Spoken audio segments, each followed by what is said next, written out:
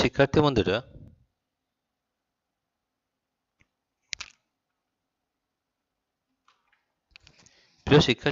আজকে আমরা আলোচনা করব নেচার স্টাডি বা প্রকৃতি পাঠ ক্লাস 9-এর ফিজিক্যাল সায়েন্সের একটি প্রকল্প। তাহলে এই প্রকৃতি পাঠ বা নেচার স্টাডিতে আমাদের কিভাবে করতে হয় সেটা আমরা একটু আলোচনা করব। প্রথমে আমরা একটা নিচ্ছি নমুনা 1 নম্বর।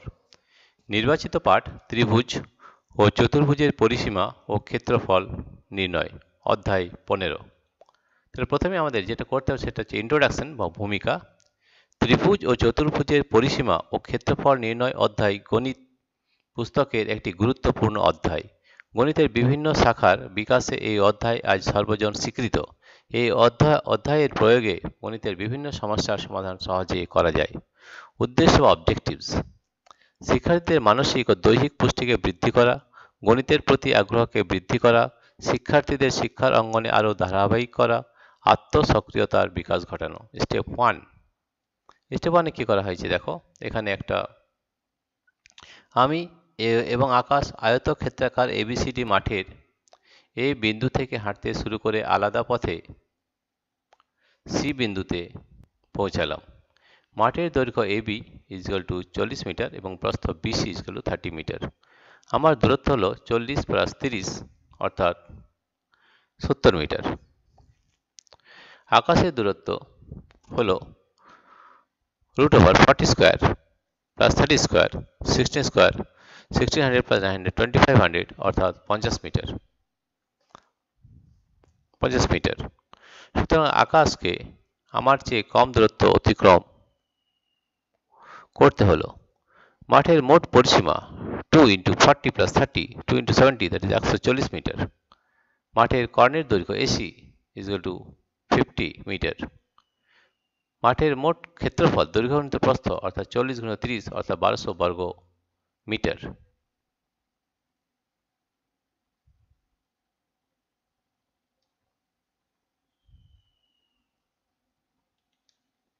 স্টেপ 2। এবিসিডি, এই যে এবিসিডি বর্গাকার মাঠের ক্ষেত্রে আমার মোট দূরত্ব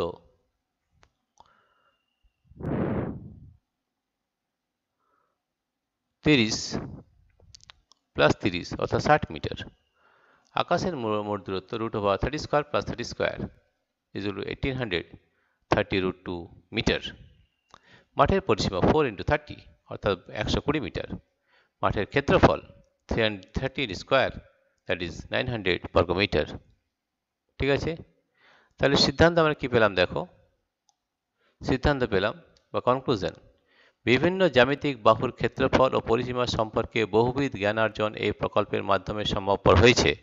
এই ধরনের প্রকল্প কর্মসূচি রূপায়ণ করতে গিয়ে নানা ধরনের বই পড়ার সুযোগ ঘটায় গণিতের বিভিন্ন বিষয়ে একটি সুস্পষ্ট ধারণা তৈরি হয়েছে। গণিতের অন্যান্য অধ্যায়ের অধ্যয়নের ক্ষেত্রে এই জ্ঞান সাহায্য করবে। গণিতের বিভিন্ন বিষয়ের উপর আগ্রহ বৃদ্ধি পায়, যে কোনো প্রকার গাণিতিক সমস্যা দৃঢ়তার সঙ্গে মোকাবিলা করতে সাহায্য করে। কৃতজ্ঞতা স্বীকার বা অ্যাকনলেজমেন্ট: সমগ্র প্রকল্পটির বাস্তব রূপায়ণে বিদ্যালয়ের গণিত বিভাগের ভারপ্রাপ্ত শিক্ষক শিক্ষিকা মাননীয় ড্যাশ মহাশয় মহাশয় নানাভাবে সাহায্য করেছেন এবং নিরন্তর উৎসাহিত করেছেন, তার কাছে আমি কৃতজ্ঞতা পাশে আবদ্ধ। নমুনা 2। নির্বাচিত পাঠ বৃত্তের পরিধি, অধ্যায় 16। ভূমিকা বা ইন্ট্রোডাকশন। বৃত্তের পরিধি নির্ণয় অধ্যায় গণিত পুস্তকের এক গুরুত্বপূর্ণ অধ্যায়। আমরা নমুনা 2 নম্বর নমুনা নিচ্ছি। গণিতের বিভিন্ন শাখার বিকাশে এই অধ্যায় আজ সর্বজন স্বীকৃত। এই অধ্যায়ের প্রয়োগে গণিতের বিভিন্ন সমস্যার সমাধান সহজে করা যায়। উদ্দেশ্য বা অবজেক্টিভ: শিক্ষার্থীদের মানসিক ও দৈহিক পুষ্টিকে বৃদ্ধি করা, গণিতের প্রতি আগ্রহকে বৃদ্ধি করা, শিক্ষার্থীদের শিক্ষার অঙ্গনে আরও ধারাবাহিক করা, আত্মসক্রিয়তার বিকাশ ঘটানো। স্টেপ 1। এখানে আমরা কিভাবে নিচ্ছি, এক সপ্তাহ পরে আমাদের সুভাষ মাঠে দৌড় প্রতিযোগিতা হবে। মাঠে বৃত্তাকার পথ তৈরি করতে হবে, তাই আমরা মাঠে চুন দিয়ে অনেকগুলি ছোট বড় এককেন্দ্রীয় বৃত্ত তৈরি করেছি। প্রথমে একটি বৃত্তাকার চাকতি সমান দুভাঁজ করে এবং দুভাঁজ খুলে একটি রেখাঙ্কিত ভাঁজ এবি পেলাম এবং এই বিন্দুতে একটি দাগ দিয়ে চিহ্নিত করলাম।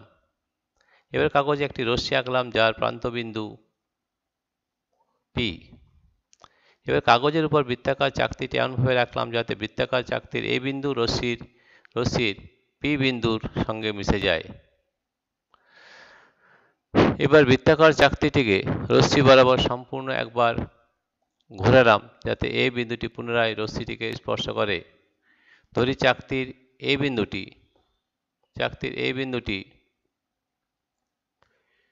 রশ্মিটিকে পুনরায় কিউ বিন্দুতে স্পর্শ করল। পি কিউ রেখাংশের দৈর্ঘ্যই হল বৃত্তাকার চাকতির পরিধি। স্টেপ 2, বৃত্তের পরিধি 2 পাই আর, যেখানে আর হল বৃত্তের ব্যাসার্ধ। অর্ধবৃত্তের পরিধি পাই আর প্লাস 2r, পাই আর ইন্টু পাই প্লাস 2।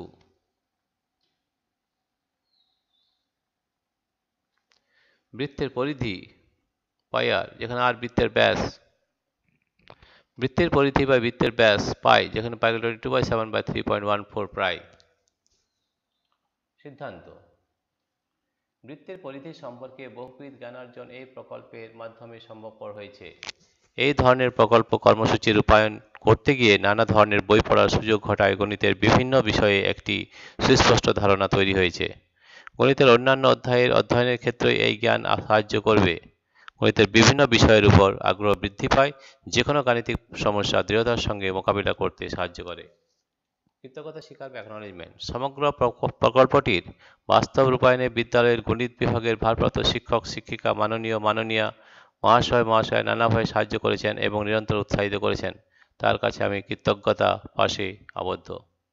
প্রিয় শিক্ষার্থী বন্ধুরা, তোমাদের যদি এই ভিডিওটি ভালো লেগে থাকে তাহলে প্লিজ সাবস্ক্রাইব, লাইক ও শেয়ার করবে। Thank you.